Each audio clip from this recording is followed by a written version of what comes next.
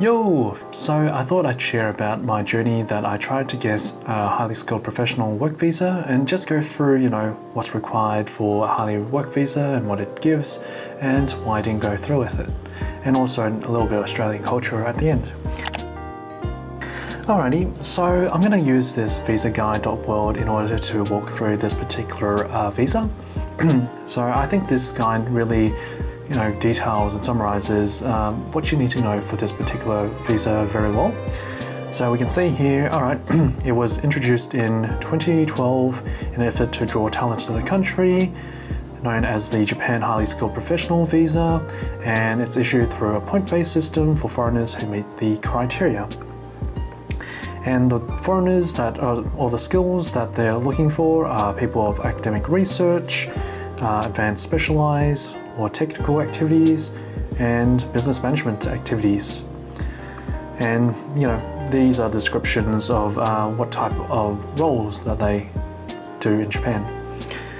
Alright, so if we scroll down a little bit, we can see here that you need to reach at least 70 points on a point-based system in order to be eligible. And when you have this visa, you can only work for the company that sponsored your visa. Anytime you change your employer, you'll have to apply for a new certificate of eligibility, which may qualify for the highly skilled program again. And if it doesn't, then you have to go for a normal Japanese work visa. So if you scroll down here, we can see what is part of this point system. So it's divided into 4 categories, and it's your academic background, your professional career, your annual salary, and your age. So these are the main ones where you get most of your points, but there are other points that you can actually get additional or bonus points for. So one of them which stands out is the having N1 or N2 of the Japanese language proficiency test. So this gives 15 and 10 points respectively, depending on which one you've got. And yeah, there will be other points, but you'll basically look through this form and you'll see what you can be eligible for. But that was pretty much the one that stood out the most. Next part is just to go through each of the main criteria. So in here we've got academic background, so this is based on your highest level of academic background.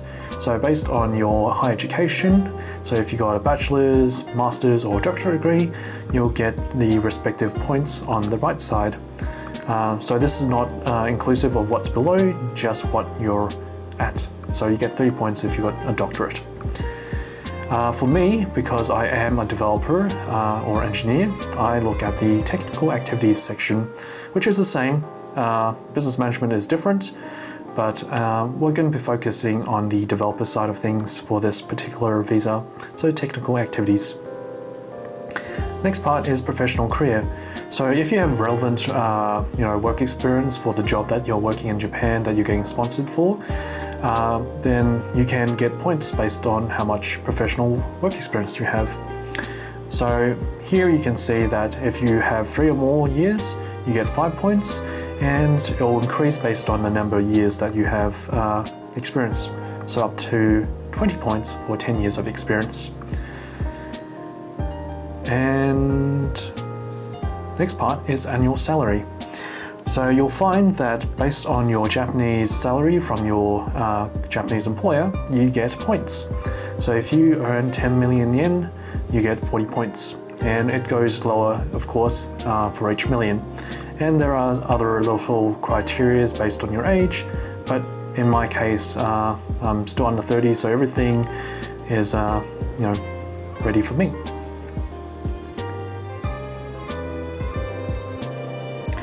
The next part is age.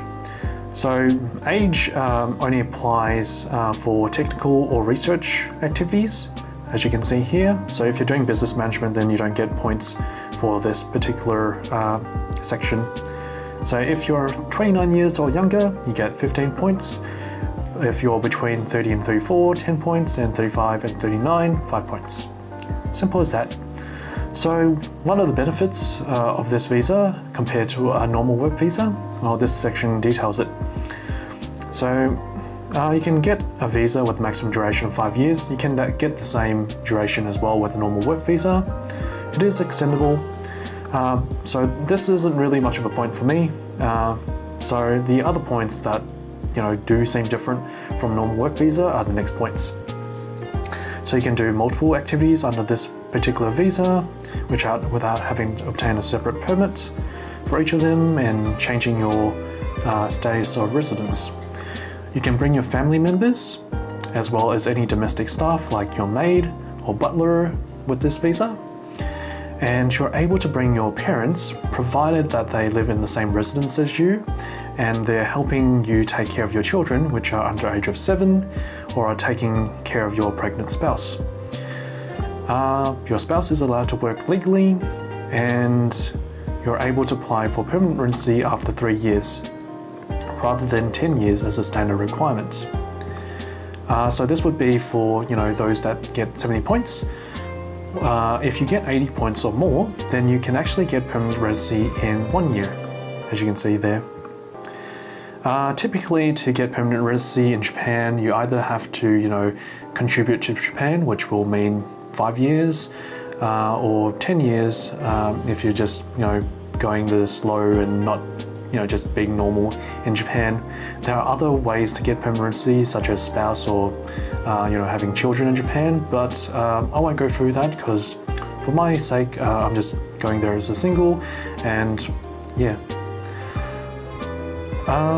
so what you need for this particular application, so the difference between a normal work visa application and this particular visa application is that you need to provide documents up front when you do your certificate of eligibility.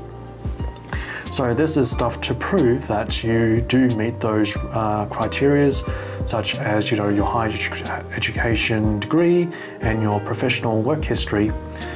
So I'll just go through this quickly. So you need your passport with a photocopy, of course a passport size photo and the required specs.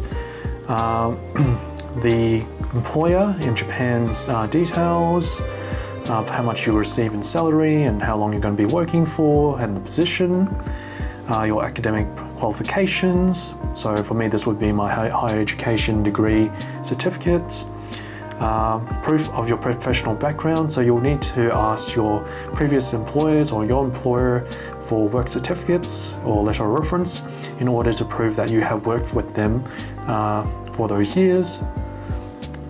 And yeah, so in order to apply for this particular visa, you would have to provide your employer these details at the start when you do your certificate of eligibility.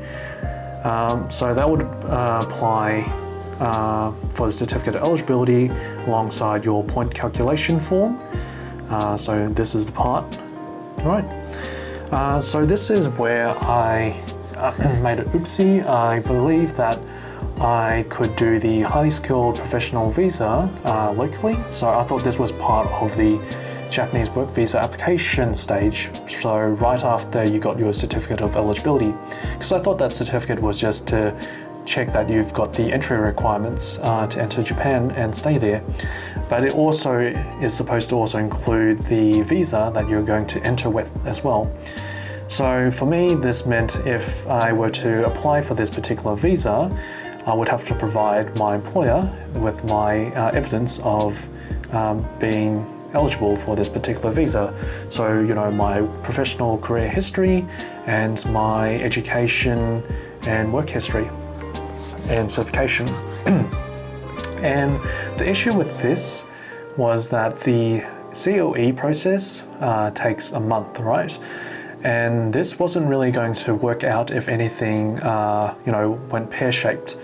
So if they were to reject anything such as, oh, I didn't like my Australian work certificates or letter of referrals, or they didn't like how I've got a history of actually working in the industry for many years before I actually graduated from my higher education, they might not like those kind of inconsistencies where, they might not believe that, we don't believe that you're working full-time, in your professional job while studying at uni. That doesn't seem right. We'll reject based on that. So to avoid that kind of possible rejection and having my employer do the whole 1-month COE application again, I decided not to go for the HSP visa. And it doesn't really affect me that much at all, because I'm just going to Japan by myself. If I was going with family or anything of those benefits were actually useful to me, that would matter more. But because I'm just going by myself, the normal work visa works out perfectly fine. The other issue was that, you know, if there was any issues with my documentation, I thought I would be able to, you know, resolve it locally. And the visa application process only takes like a week here, so if there was anything wrong, I could fix it on my own without troubling my employer in Japan. And so based on that risk, I decided not to go forward with it because it wasn't worth it.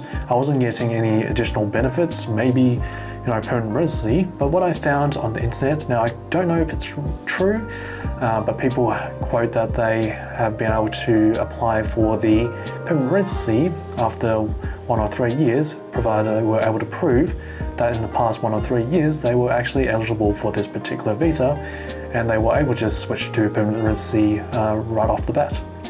So that's how I went through HSP visa. Alright, so let's go with a little bit of Australian culture. So HSP in Australia actually stands for a different thing. It stands for halal snack pack. And this is basically a nice kebab meal. So you've got your hot chips with you know, your kebab meat, be it like a mix or just one of you know, beef, lamb, chicken, those kinds of meats. And then they slather some sauces on top of it, such as like, you know, it's a mix or a combination that you prefer. So it could be like garlic sauce or sour cream or barbecue sauce, chili, sweet chili, those kind of sauces. And sometimes they might also have, you know, toppings on top. So for example, like jalapenos. And yeah, that is a very delicious but very unhealthy meal in Australia. Very popular. You should find it at any kebab place in Australia, and I highly recommend it if you've never tried it before. But of course, it will probably get you fat if you eat too much of it because it's very unhealthy. Anyways, that's all I had to share. Catch you next time. Bye bye.